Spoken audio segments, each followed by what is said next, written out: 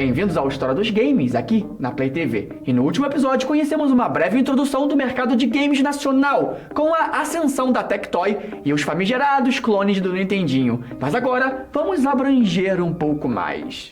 1980. Atari estava no seu ápice nos Estados Unidos e os consoles de Atari 2600 se tornaram um ícone da cultura pop. Pelo menos nos Estados Unidos. Aqui no Brasil, quem mais tinha acesso a essa tecnologia eram pessoas que traziam de viagens ou até mesmo contrabandos. Ou seja, não dava para comprar oficialmente aqui e poucos conheciam o que era isso. Mas os jogos aqui no Brasil não eram algo inédito, pelo menos não para aqueles que tiveram acesso ao telejogo.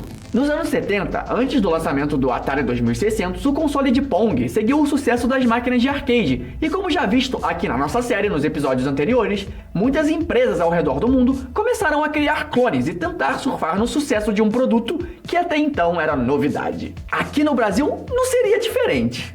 Philco, uma empresa americana de produtos eletrônicos fundada em 1892, também conhecida pela fabricação de acumuladores elétricos. Eles chegaram no Brasil em 1934 e se consolidaram no mercado sendo referência em TVs, rádios, videocassetes e câmeras.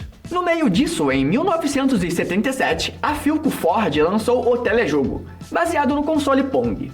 Este sistema possuía 3 jogos na memória, o próprio Pong, renomeado como Paredão, além de 2 variações, tênis e futebol. Os jogadores controlavam o jogo através de 2 controles embutidos diretamente no console, semelhantes aos botões de volume. O telejogo aqui foi um enorme sucesso porque ele era vendido nas mesmas lojas que vendiam televisores. Isso foi tão significativo que em 1978 foi lançado um segundo modelo, o Telejogo 2. Graças a essa popularidade começaram a surgir clones brasileiros do próprio telejogo. Cara, é bizarro isso. Um clonou o outro, que acabou sendo clonado com o próprio clone, e isso virou uma osmose de clones. Então, com essa informação, as pessoas que já tiveram acesso a jogos não se assustaram tanto com a presença da Atari.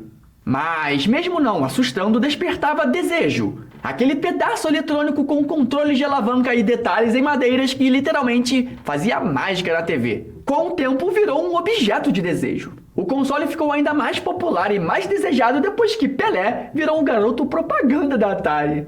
I quit soccer to play Atari. You need more practice, Haley. A Warner, já dona da marca nos Estados Unidos, no início da década de 80 queria popularizar os jogos de futebol no país. E não estou falando do futebol americano que John Madden tanto amava, e sim do nosso, que o resto do mundo joga. Então nada mais justo que chamar o rei do futebol. Mas sabemos que, naquela época, a inflação assolava nosso país, fazendo o poder de compra dos brasileiros e o salário mínimo ser muito inferior ao preço do console. Com essa informação, o brasileiro precisava dar um jeitinho de conseguir inserir esse produto, porque existia um público consumidor. O que não existia era a oportunidade de compra. E com esse pensamento que os primeiros consoles modificados do Atari chegaram ao país, muitos sendo contrabandeados e outros até tendo suas peças montadas aqui. Cada um dava o jeito que podia. Com o mercado se tornando uma selva, as empresas nacionais estudavam formas de fazer algo bem feito e de forma oficial. Em 1983, foi o ano em que a febre dos videogames começou a se espalhar aqui no Brasil. As empresas começaram a se movimentar para iniciar a fabricação dos aparelhos. A primeira grande indústria a anunciar e lançar seu console foi a Philips, com o videogame Odyssey em maio de 1983. O que poucos sabem é que o primeiro videogame com hardware compatível com o Atari lançado foi o Top Game, fabricado pela Bit Eletrônica em 1981. Podemos considerá-lo como o primeiro videogame de fabricação nacional, mas por problemas legais a Bit Eletrônica acabou mudando o conector do cartucho, e isso se tornou um obstáculo. Então o primeiro console verdadeiramente compatível com o Atari lançado no mercado nacional foi o Dactari, fabricado pela empresa chamada Saif Eletrônica. Em maio de 83, a Saif lançou o TV Computer System 2600A, e com uma produção inicial limitada. A ideia era aproveitar o vazio de mercado, já que outros consoles compatíveis com o Atari só seriam lançados mais tarde naquele mesmo ano. Com um design praticamente idêntico ao Atari 2600 original, a Saif teve sucesso, mas ela não ficaria sozinha no mercado por muito tempo. A Dynacon, uma empresa na época pequena e uma das pioneiras na fabricação de cartuchos nacionais, anunciou o lançamento do seu console compatível com o Atari, o Dynavision. Esse tinha um design totalmente original e diferente, era bastante robusto e apresentava características atrativas, com a entrada de controles na frente do console e um mecanismo que silenciava a TV quando o videogame era desligado para a troca de cartuchos, evitando o incômodo que o chiado causava. E é nesse momento que a Gradiente chega e faz o mercado explodir. A Polivox, uma empresa do grupo Gradiente, originalmente dedicada à venda de aparelhos de som, firmou um contrato com a Atari para a distribuição oficial no Brasil.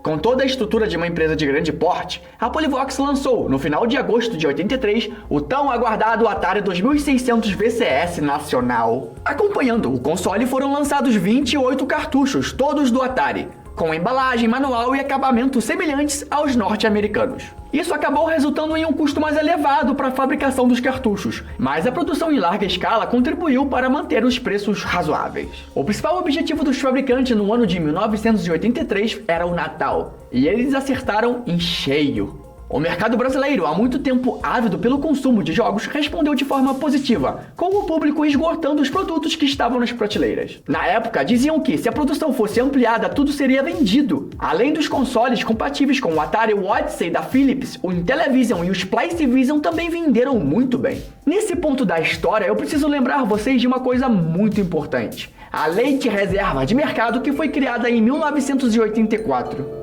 A lei federal que estabeleceu a reserva de mercado para a área de informática, em resumo, tinha como principal objetivo expandir o mercado nacional de informática, impedindo a importação de produtos estrangeiros. Basicamente, galera, era proibido você importar e vender produtos estrangeiros aqui no Brasil.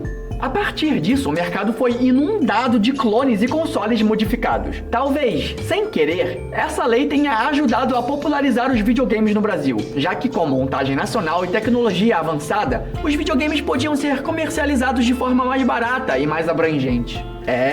O mercado de games brasileiro também possui histórias incríveis e impactantes, mas no próximo episódio vamos entender como as modificações impactaram tanto a cultura e o mercado nacional. Esse é o História dos Games aqui na Play TV. Eu sou o Leão Dourado e eu te vejo no próximo episódio.